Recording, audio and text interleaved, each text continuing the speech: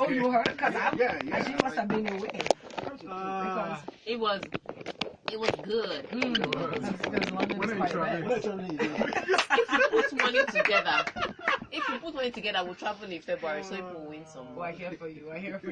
I'm rooting to miss you as well. There weren't a lot of shiny heads on set with me, so that's quite nice. And Lagos, let's get into this conversation, shall we? Join us, tweet at us, use the hashtag LockerRoom981, or you can send in WhatsApp messages as well. Send it to 0809-444-0981. But I'm going to start with our first sports story. Nigeria Football Federation President Amaju Pinnick has vowed to give the Super Falcons all the attention they deserve to ensure that they prepare adequately for the FIFA Women World Cup next year in France. There's a quote from him where he says, the Nigeria Football Federation will look for the resources. They will look for the resources to give the team a solid preparation at France 2019. We will make a big impact at the FIFA World Cup and not simply go there to make up the number.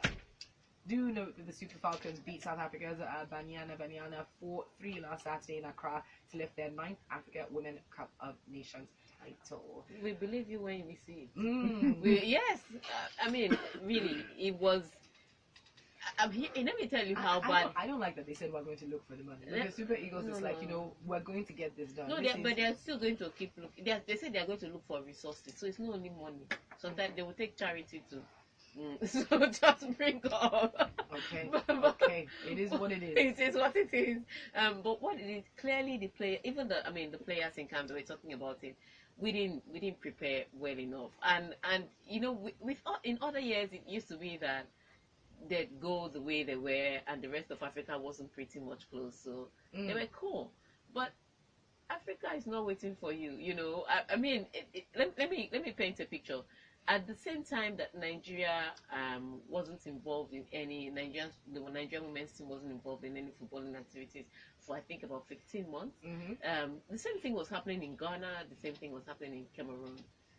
But the difference was that after everybody shouted and they made so much noise, and then the Anasanas took out the Ghana Football Federation, even the Black Queens of Ghana with their scattered FA had adequate preparation. The only people that still didn't have anything were the Nigerian team. And yes, they did well. They came there. It was their win really was based on doggedness and individual quality at the end of the day. Because you can't tell me the Navi didn't even have the time to put his players together. His philosophy yet hasn't been put on that team. He really hasn't had any time with the team. So for you to expect that this coach is not doing very well, and how many games he played? 3 friendlies before the tournament. Yes. Two under 17 boys. 2 against and 1 against 11 sisters from. Yes, it was 11 sisters. That's the name of the team. 11 sisters from Abidjan or somewhere. Yeah. Just think about it. Every time you remind me of it, I just feel sad. Thank you. And that's the preparation they used to go and win this tournament against the South African side that played 11 international friendlies, international matches, including teams like US and Chile. And it was crazy. So I think it's interesting that they still came out tops. When it came down to the penalty shootout, I knew that the goalkeeper was going to save at least one. My question was, will the girls score all?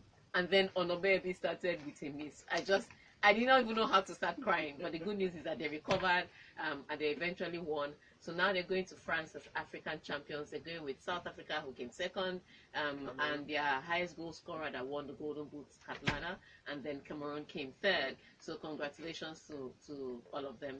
Let's see if they have. I think some players will be dropped in 2019. Some players will be retiring early or later this year or early next year. So the coach is going to be imbibing a lot of those 20 girls that you saw earlier on, and see how he can take them to the tournament. So let's see how it goes for them. Okay. Right. So South Africa's Football Federation or Football Association, SAFA, said on Sunday that it is considering making a bid to host the African Cup of Nations in 2019 after Cameroon was dramatically stripped of the continental showpiece. The national team, that's SAFA, on its verified Twitter account, it said, the Confederation of African Football has asked the association to seriously consider hosting AFCON 2019. SAFA will, however, meet the government first before making a decision. Look, I suppose this whole thing about Cameroon was always a question of when, Yes. not if. And they should have done it since, if you ask me. They weren't prepared from the get-go. To be fair to CAF, they tried to give them all the time possible so that it won't be said that the new CAF president was being vindictive towards Cameroon, having had the Issa Hayatou treatment and all of that stuff. So that's done. Now, here's the dilemma for CAF. It's a question of who's going to host. Personally, I think, look, is South Africa the only country on the continent that will host African competitions? There are a whole lot of other people. Is Morocco the ideal place I want to go to Morocco. I mean, considering that they brazenly refused to host the tournament because of the fear of Ebola, they are now hankering to host this thing. That said, if they have the facilities, let's go there. I think I heard somewhere that South Africa, the FA's books in South Africa haven't been balanced for a while. If that is the case, what's the justification for them trying to host this tournament? I've also heard somewhere that there's some sort of secret right of first refusal thing in the can for them with regards to this whole tournament. Yes. How that plays, and I'm grabbing that there's a lot of politics and heated debates about who should get this between Morocco and look. At the end of the day, balance this thing out. Let the two, if they're both interested, let them make a case the same. We bid for it, and then let some evaluation be made. That said, South Africa, for me, one competition too many. Yeah. Okay, can I just say that the messages that are coming in on Twitter right now are just ridiculous. Big shout out to Kimberly Effion, who says, please tell them brutalistics, bring down how the color red works. Arsenal, the blood of Jesus. Red Robin Hood, Shongo. A victorious Arsenal. We're going to move on because we haven't come to that yet. Even though Ken Etugi also says, listen, locker room today should have started and ended with us now. Well, it's okay. No, but let's talk about something else that went down over the weekend. Big sporting news: Tyson Fury and the Wilder match. So Fury says the world knows who the real WBC champion is and believes his draw with Deontay Wilder was a gift decision for the American. He said, to be honest, I've never seen a worse decision in my life. I don't know what fight they were watching. You see, after 12 rounds, the fight was scored 115 to 111 for Wilder and 114 to 112 for Fury, and then 113 to 113 with Alejandro Rochin, the judge, who had the American as the winner. Ooh. Okay, so here's what is tricky. A lot of, again, we have to understand that this is heavyweight boxing. And with the Klitschko brother era, it was okay, especially when they out punched you or out jabbed you sometimes. It was easy to say, okay, this person won on points. But it's hard for you to tell a judge or viewers that the fighter that hit the canvas I was on the floor twice is the fighter that won on points. It just puts a different coloring on heavyweight boxing. Because if you, truth be told, watching that fight, Tyson Fury landed punches. Yes. They were look, he was winning that fight by a far margin. By the third round, both Wilder's brows had gone. It was just swollen. it was cut and yeah, it was swollen skin that was there. But what it was I mean, Tyson Fury is that guy. He knows how to move around. He has a good reach. And so he gave Wilder a good fight. Wilder is the Aguero. He can punch, but not any other, not much else. He just needs the opening. Yes, he just needs the opening. So not much tactics, not much clinical abilities, all that drama. But the thing was, the few times he did get a look in on Fury, he put him on the canvas. He got him. The first one wasn't much of. It was more of Tyson Fury dancing a bit too much. He lost his yes, balance, and then Wilder just grazing him with a jab. But that round 12 knockout, Oh Lord! it was a setup. It was the first punch in the face. He gave He gave the first punch in the face. Then he saw the guy wobble. And then he came in at him You know with. the iconic moment for me in that 12-round knockout.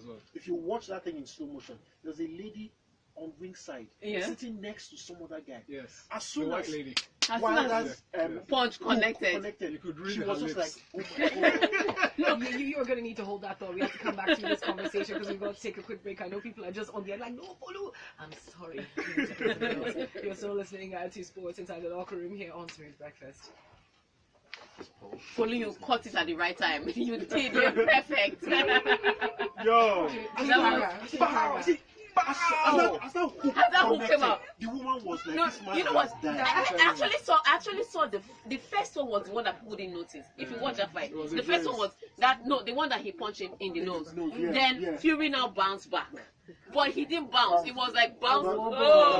This one was like, one was like, oh, this guy is already. Then that hook was from Montreal. That hook like, you are not well. You are suffering. See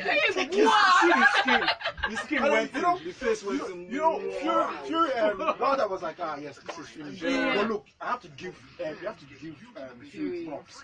Not a lot of people take Wilder's punch and stand up and stroll. He took it. He stood up and he stood up, brother. And told the judge, the guy, the judge in the ring. He told him, "I'm fine." I was looking like, you should sit down. Are you sure? No. It's that left hook. Look, that left hook. People don't get up even after the end of the fight. Delirious. For me, I think what upset me was that the referee didn't count immediately. Because as soon as he connected that hook, that fight should have been over. Like referee should have just said, your skull is fractured. Stay down. Professional advice. But to his credit, he got up. And still finished the round. Right, yeah. So that's it. You know what I was very excited about? But which is why I say it is hard for you to now come and tell me as a viewer that the guy on the canvas is the one that won. You can't see 2 knockdowns in a fight and say that guy won. So they had to. So even if you not say the guy won a point, they're like, is this not heavyweight boxing? There has to be special bonus points for knockdowns. You know, I was getting excited when I was doing 10 because of the seconds. way scoring is. Everybody just be rushing. What can I punch you? So he'll probably be looking at 2 rounds, knockdown. Now you can't. Yeah, but no, officially the knockdown is just 1 point. No, I get it. But there should in the judge's mind. In the judge's mind, look. In the judge's mind, in the fans' mind, as he went down in that 12 round, like this is not true. Because before, Fury was leading by a margin. If you ask me, Wilder won 3 rounds. But if you didn't remind you of Mike Tyson? The whole taunting and everything. He was dodging all his. Everybody take your seats. This guy don't be videoing us for free. Okay, so I'm going to remind them about what we're talking about, and then you guys can continue the conversation. Because we're still on this Wilder thing. We haven't finished the analysis. And it just keeps me anchored. My radio, my dial. Studio mics are up.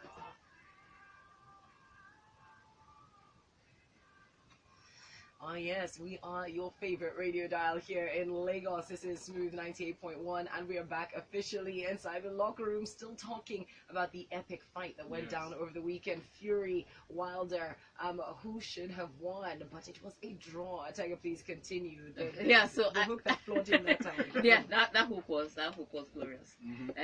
That's the kind of hook that conductor will give you. So, anyways. That happens and Fury goes down, and for me, Tega Onojaife, I thought the fight was done, and I think if the referee had started counting immediately, the fight really would have been done. But he was still trying to adjust, because Wilder knocks him down and then Wilder does this, like it's over sign, and then he starts to give them some dance. So by the time the referee gets to the counting, Fury stands up and then he walks the paces to show that he's okay, and then he continues the fight and then he finishes the fight strong. So at this point in time, even if you were counting the points and you say Fury was leading on the points, it's heavyweight boxing. You will not convince the average man that the guy that hit the canvas twice won that fight. But from that fight, what I can say is that if AJ meets Wilder in the ring, he will beat him. I can certainly sit down here without thinking, but I cannot guarantee that Fury, he can beat Fury. Because Fury has reach, Fury has doggedness. He can. Fury can take a heavy punch. Fury can take a heavy punch and get up, like he proved with Wilder shot 1. Fury has reach, so he can get to AJ. The only thing I think Fury was lacking in this fight was the stamina, and that's because he's been out for a period of time. So I think for AJ, Fury will be a tricky fight, but I can almost guarantee that Wilder is a win unanimously. Can AJ look, there's no doubt I mean, that okay. there's no doubt that Deontay Wilder Yes. packs a heck of a punch. Yeah, he does. Can AJ Withstand those take punches. those punches? Well, if Can he took Klitschko's on, he can take this No, one. but there's Klitschko, But can- Klitschko. You've No, not no. collected Wilder's I haven't collected Klitschko's punch either, but I heard that it's heavy. I'm not going to collect anybody's punch. but full disclosure. I heard that it's heavy. So if AJ could stand up from a Klitschko point, he can take a Wilder He should punch. be able to take But one. my point with Fury is just too tricky for It's me. too tricky. that- He's got a lot of technical. Yeah. Defensively, he has a lot of options Very. that AJ doesn't have Have. as a boxer. He doesn't have that in his locker. All right, very quickly, several matches have come in because of this conversation. Victor Asai says Fury was robbed of his deserved victory despite his fall in the 12th round. He finished stronger. Wilder is more hype than talent. But Big E from K2 says Wilder destroyed Fury hands down. I saw both punches at a go. I watched it in slow motion. I'm like, yeah, only to see Fury rise up like the Undertaker. I'm telling you. Juju works for him. And as for my darling Arsenal, Daddy is proud. On Sunday we poured Reds 2, Banga Egusi everywhere. Thank you, Tega, for releasing our drinks. Maybe that's why I used red oil to make something yesterday. Let's go to this next story. Mauricio Pochettino insists that Arsenal were fresher than his Tottenham side because they were able to rest players in midfield, in midweek rather, before their North London derby win. He said, and I quote, "A very competitive game. Tough for us because we were talking before that the fixture after Chelsea and then Inter Milan, that it did not help with the fixture for us. But I think the team was very competitive. Arsenal was competitive and with a lot of energy. The game was even until 2-2 when we considered the third goal for the team. It was so tough to come back or try to be in the game." Good God. If there ever was a North London derby, that was 1 and +1. Good grief. Passion. Look, I cannot remember the last time I saw a North London derby where guys were ready to fight. Die On on the and line. off the pitch. Yes. Lichtsteiner was just instigating potential violence on the sideline, getting everybody riled up. But it was a look. No, it he was a started good with game all Eric round. there. Yeah, no doubt. But Lichtsteiner just was waiting on him at the sideline, like, come, they're coming to tell my fans here. And then the whole bench just went and gathered to hold the team. But that said, look, debatable call whether that penalty that was given by Mike Dean I say no. was a penalty. Many people will say no. I It say wasn't in a million years. But I think what was good and what has been quite consistent about Arsenal as a team under Unai Emery is that they have character. They're willing to take risks when they go down. That's It refreshing. can go two ways. It can go very well for you or go quite badly. But look, everybody feels the energy, leaves effort. Critically for Arsenal fans and Arsenal supporters, this is the second or third game that Arsenal is playing without a certain Mesut Ozil and getting results. What's clear is that Unai Emery seems to prefer a bunch of fighters who are prepared to work hard, regardless of your technical ability and things like that. And it's reaping results for him. You know, he's braver. He's not afraid to make changes. It goes back to if Arsene Wenger was in charge in this game, would we have gotten the same result? Not many people would be holding their breath with that. Critically, Arsenal are now fourth, four goals difference between them and Tottenham. They go into the next game, I think on Wednesday, against Manchester United, which has always been a potential banana skin. But curious, if you ask Arsenal fans now going into that game, there is belief. At Old Trafford? Yes, at Old We Trafford. There is believe. belief in the team. There's a confidence that's coursing through both the players, Yes. the fans, Yeah. and all of that stuff going to that game. Even if they lose it, they feel confident that They the don't team even will want to put hear up that a word. fight. They don't want to hear that word. I think the difference for Arsenal fans now is that they can see their players on the pitch caring, putting in that effort, making a difference. So win, lose or draw, they know that they've given 110%. Good performance Necessary. on all sides. So many messages coming in. We will get to them in just a bit. Ayo does say though, did you watch that match? Oh, that was an excellent display of cojones and success. Now, Let me just stop looking at gift horse in the mouth before we jinx it. So we move on to the next story. This one is in this Everton goalkeeper, Jordan Pickford, apologized to fans for his blunder, which handed Liverpool a 1-0 victory in the Merseyside derby on Sunday, and insists that he is mentally strong enough to bounce back. He says, I will say sorry to Everton fans again because I know how much it means to them. You know, as players, we know how much it means to us. Look, you make mistakes every now and again. The ball spun, and as I tried to flick it over, my hand hit the bar. I think it is the Everton luck when we come to Anfield. It's not something you can learn and train and get better from. It's just a freak accident, so you just move on and get better. All I can say is whoever writes these scripts, I need to meet the person in paradise. Look, remember when Alisson made his own mistake and Pickford was the person to say, well, I will never make that kind of mistake because I'll be careful first. Ashe, yesterday. We saw him in action. I'm telling you, the rest of the team had done the work, at least enough work for them to get away with at least a point. Pickford said, no, it's Christmas, let's give away some gifts. And he gave away. So that means that error is, I think for me, the fact that he's apologizing and he can bounce back from it, every player would do that. Sometimes they lose and they come back and win. And they do better.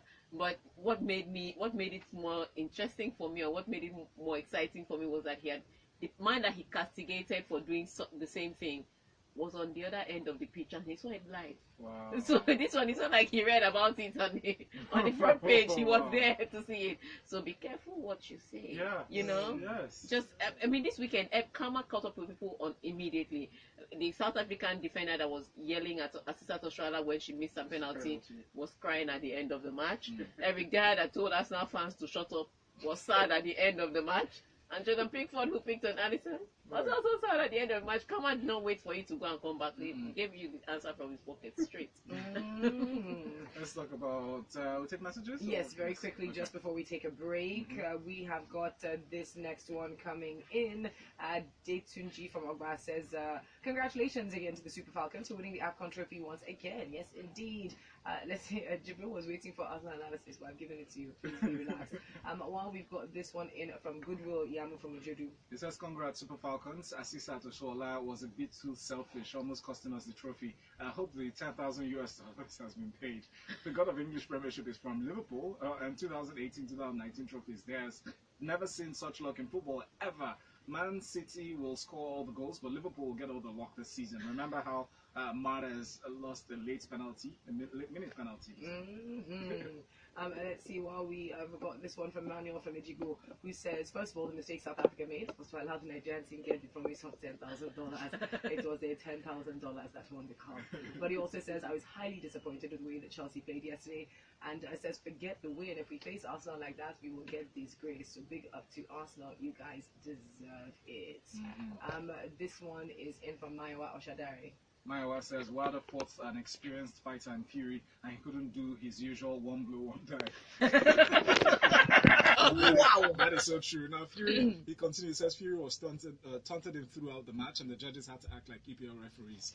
Bayana got some, but truth be told, we must prepare for future tournaments because the gap is closing.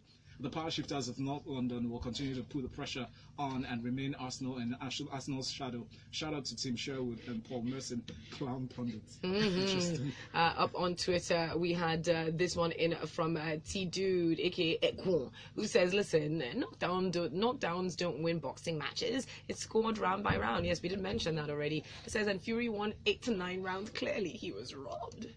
Yeah, sorry now, don't cry. The referees, the judges' scorecards tell a different story. Yes, they do. Sorry. Let's take a break. When we come back, final few minutes talking sports inside the locker room. Don't go anywhere. I think what people fail to realize, I was just going through Twitter and somebody's telling me about stamina and blah, blah. Look, at the end of the day, until you invent for boxing an alternative system for scoring that doesn't involve individual perception of a fight, you are always going to have that issues. And everybody sees fights differently. You know, you can't convince me that the man that fell on the ground It's a lot of you will speak English. You What will. what were they saying to each other? What was Fury telling Wilder after that fight? You realize he held him for a long time, whispering in his ear. I don't know. That's their They won't personal tell us message. so. And then The Fury guys was probably just- saying, guy, you are giving me 7 million for that left hook, Yeah, guy, and you're thank walking you. away with 10 million. You're not trying. Because Okay. I got. One But, blow, one but man, die. that's I'm not real. enough. That's What's not a enough. lie? all the money. recaps. No, that they both were of them showing don't of- have staff. well, That's what that's exactly AJ what is the happened. cash cow. AJ is the cash cow. That's why Once he both of catches them you, were calling out AJ, never which is get- why I told you that AJ will not put himself through that sitting by the ringside. Yeah. All of them plus the agent would have been tapping him. They are going to fight Yes. next. He didn't need that, would and they have- still called him they would out. have actually disrespected In fact, they united together to call him out. this I'm guy not was there saying- now. What's his name? What's his- You can imagine, I've tried to pull forth. So both of them are declared both themselves as the best heavyweight boxers, and AJ is the chicken. Both of them called him out. He did a house. He'll read it on Twitter. He's chilling. He didn't even watch, I'm You sure. can't fight him. Okay, we're back in shortly. Every day in so many ways, you make the difference. That's why you choose Maggie Star, made from natural soya beans and other carefully selected ingredients to help you cook the difference. Okay, studio mics are up.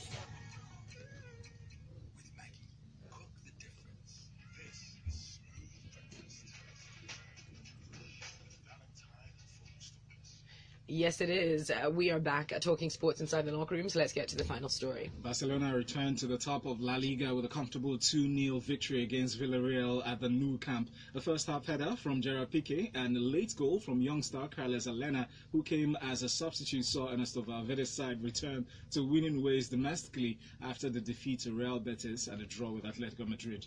Yeah, interesting weekend again. La Liga, like I said, La Liga is not sorted out. After Barcelona won, Sevilla needed to win to get back to the top. Unfortunately, they could only manage a draw against Alaves. Atletico Madrid also struggled with that draw against Girona. And then Real Madrid, well, they're getting the results. That's the most important thing. So Barcelona still at the top by just 1 point, but it is clear that the La Liga is still open and they can sort that out in their private time. Can't be bothered right now. All right, let's round up with these messages. We have got Ike from CMS who says, listen, please, Man United board should sack Mourinho now. If we should defend, we won't score. If we attack, we will concede. Like play. We will not make top four. And Kai Kalashniak, like fight past quarrel. Remain small. That guy for pull him shirt and throw light punches. And says Wilder looks and punches like a typical Ushuri Agbero. That is all. That is all. And Bengals sent in this message, says Pickford's blunder yesterday has reduced his market value by 90%. As a matter of fact, his worth is now worth 10% of what he was worth before the match. Troy. The ball was going over the bar, but he brought it back for Origi to score. And that, for me, was the assist in the season. Assist of the season. So annoying. Interesting. And we've got this one. Let's see. We've got this in from Shay. Wow, Shay giving us percentages. I'm not going to that. He said, no, I guess I have to. He says, Tega, all hail the Falcons, as his dad needs flogging like 5.5 stroke show. But Valentine, please help us monitor NFF on 5D. Make sure that they pay that $10,000 everywhere at our road boost too for us now. But says Chelsea is hot now. Arsenal, thank you for chopping Tottenham like biscuits. But who will beat Man City and Liverpool in the EPL? Yeah, very interesting indeed. Still more coming through. Elvis from Amukoko says, good morning, guys. The Brutes. At least for once, your analysis on Arsenal was spot on. Yeah, sorry. And Bash says, did Pochettino say Arsenal was fresher because of fixtures? When Jose said the same thing after the City defeat, people like Brutalistics said he was making excuses. Mourinho is truly hated. If you had seen the look on my face when that was read out, yeah, you would see my point. Although I will point out that people are a bit upset that we're not taking into cognizance the fact that they were fresh. Shiro Olawale, Lord Shiro VI says, come on, guys. The fact that they won is okay, but don't discard the other fact that they were fresher. You just mentioned Fury stamina. Come on. Shiro, it's called a team. You have a squad. Use it, man. Fresher than you. On that note, thank you. We are done talking sports inside the locker room. Please continue the conversation with our pundits online. Brutalistics is at Brutalistics X with an X at the end. Tega you can find as at Tega Supreme. Valentine and myself remain right here on this dial. It is smooth 98.1, and in the final hour we're opening up our phone lines for you to call, so get ready. We'll be back. I like when